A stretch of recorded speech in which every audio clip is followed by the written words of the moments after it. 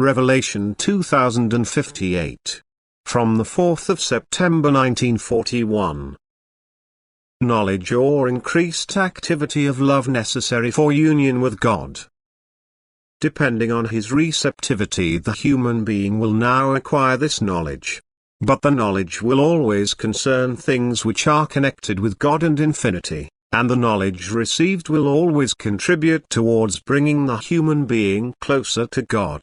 For as soon as the human being receives enlightenment about divine working and activity, he will also bow down in reverence before him, and this also means coming closer to God. Consequently, the human being must first call a certain knowledge his own before he can find union with God.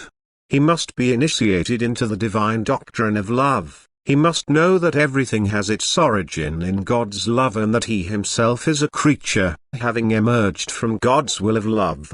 He must also know the purpose of creation and the task of the human being during his existence on earth. Only the human being who has acquired such knowledge now consciously works on the shaping of his soul, and this earns him union with God. Anyone who wants to achieve union with God without knowledge must be immensely active in love so that he comes close to God through love.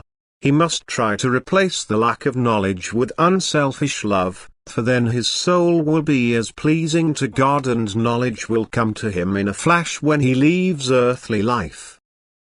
Hence he will also possess the same knowledge because this is absolutely necessary for the task which awaits him in the beyond. For now the imparting of knowledge to ignorant souls is the activity he has to carry out. To be in knowledge on earth means to be able to carry out the mission already on earth, that is, to pass on knowledge to those who are without knowledge. And this mission is extraordinarily beneficial because it brings great spiritual advantage to both the giver and the receiver.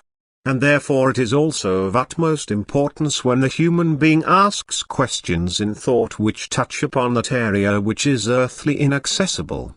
Such questions will be answered by knowledgeable forces and thus contribute towards increasing his knowledge and enable him to teach again, so that he can already be active on earth in a redeeming sense for his fellow human beings.